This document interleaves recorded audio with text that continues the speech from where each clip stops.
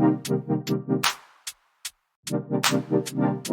going on, everybody, and welcome to the Other Side of the Firewall podcast, where we talk about the latest and greatest of cybersecurity news, as well as we highlight those movers and shakers and glass ceiling breakers, those people of color who've made it to the other side of the proverbial firewall.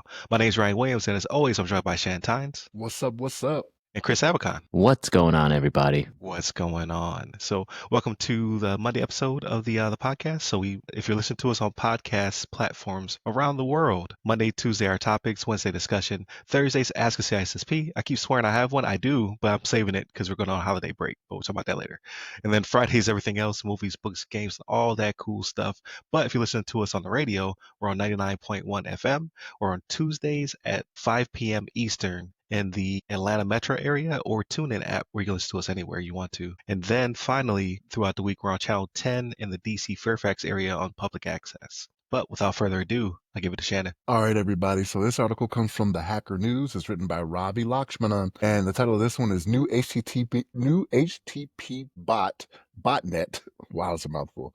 Launches 200 plus precision DDoS attacks on gaming and tech sectors. Right. So cybersecurity researchers, right? They're calling attention to this new botnet malware called. Let's see if I can get it right this time. HTTPBot. Right? Ooh, got it. And it's been used to single out the gaming industry, right? So the way this one works is it uses something called Golang, right? Which is Go language. Apparently, I didn't know what this was when I saw this, but apparently it's more along the lines of stuff that you use for not necessarily Windows systems like this one is targeted to. But I was like, what is Golang? I had to look that up. I was not familiar with it, but yeah, this right here, man, various attack modules you could do through this, right? So browser attack, HTTP auto attack, HTTP FPBI attack, which uses the HTTP 2 protocol, WebSocket attack, cookie attack, post attack. So yeah, usually when you have these different types of botnets, it's for the Linux and IoT platforms, right? Which we talk about all the time about the IoT platforms not being properly, what am I trying to say here? Like hardened.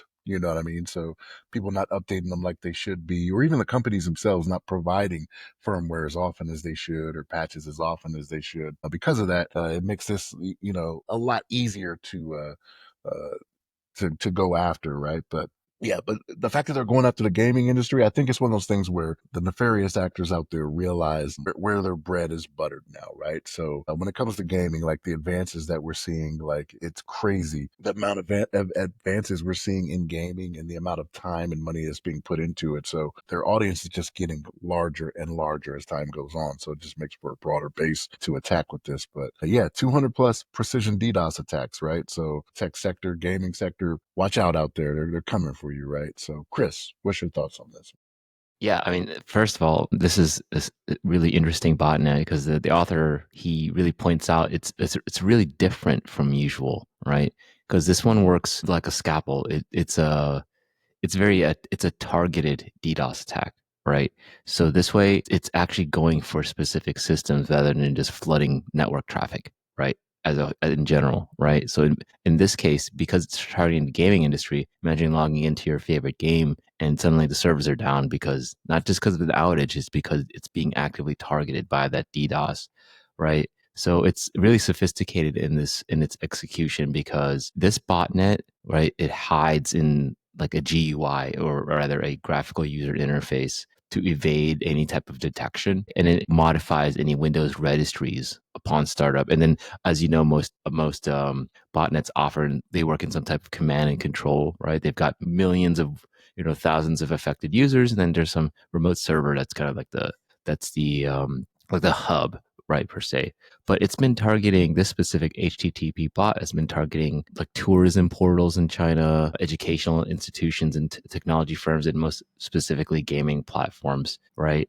So any players that can't access their accounts, or technology firms or education, they can't access their education, their learning environments or tourism portals, right? That's revenue lost in China, right? So it's really interesting because it's not just about blocking traffic. It's about understanding like the behavior and adapting to like real things or these botnets in real time, right? So I mean that usually from a technology perspective, you have to be paying a lot of money to the cybersecurity organizations or companies for that user entity based detection, right? Or those advanced SOARs and SIMs out there that can even detect this kind of stuff. And then really as well, I think it's visibility on your environment, all of your inputs and all your network devices, all your end users, they'll have to have some type of agent installed onto them, right? That can feed those specific logging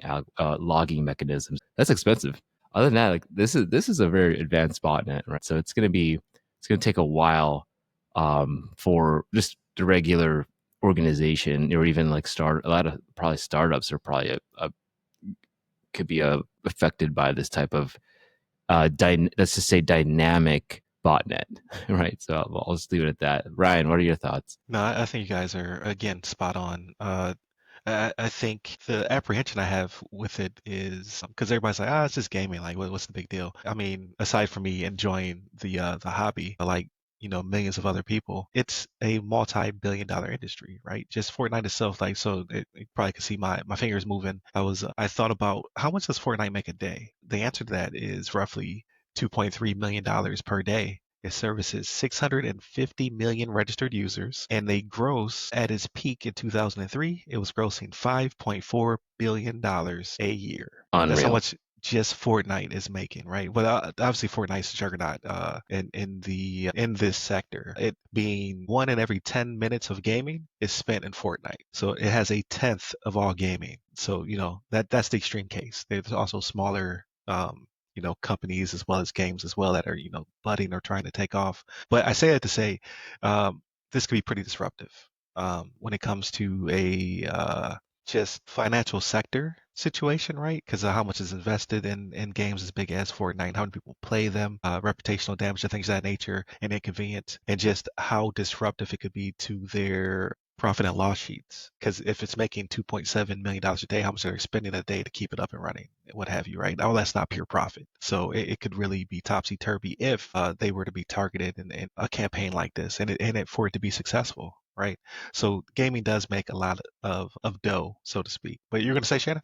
So it's not necessarily like, so when it comes to Fortnite, like they can weather that cost, right? Because of what they're making. But these smaller Right.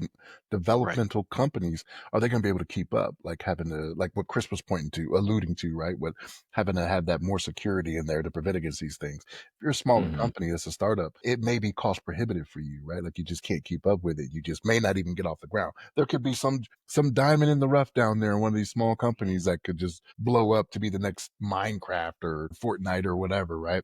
It doesn't get to Yeah, that level. absolutely.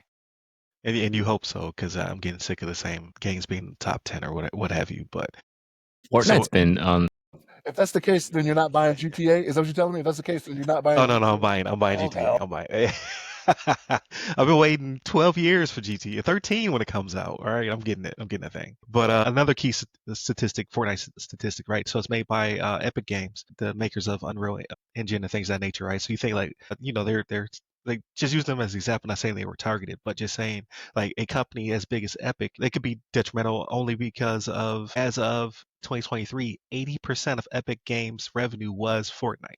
So even though they are the one of the biggest engines out there that everybody's using, right? Any game you can think of is on Unreal or moving to Unreal. Still, Fortnite was as big as generator of income. Again, it's kind of topsy turvy in that regard. So you just never know how impactful something like this could be. Like people are like, it's just gaming, but yeah, like if they were to target an Epic, they could hurt them pretty bad, pretty fast when it comes to their number one source of revenue being Fortnite. So yeah, pretty crazy statistics. So I think that pretty much does it for this episode. So again, Monday, Tuesday are topics, Wednesday discussion, Thursdays Ask a CISSP. I'm holding that one off until next week. I think it's next week, so you'll see it fairly soon. And then Fridays, everything else, movies, books, games, all that cool stuff. You can find us on all your podcast platforms of choice. You can find us on the radio, 99.1 FM. You can find us on Public Access, Channel 10 in the DC Fairfax area. Of course, YouTube, Rep Tech. And we're also got some surprises, right? Check out the newsletter, the weekly rundown. That one just came back online. So 2 weeks in a row. it's a start, people. All right, we took a 6-month hiatus, and then go to the website. So the other side of the firewall.com or ramcyber.io. You can check out all of our content there, as well as you can see the book. The book is coming out soon, so it's with the editor now. Hit me up at RyRy Security Guy. That's RY Security Guy. You can find me pretty much everywhere, but LinkedIn is where I'm most active. And where can they find you, Chris? You can find me on LinkedIn under my name, Chris Sabacon, last name spelled A. Bacon. There it is. Stay safe. Stay secure.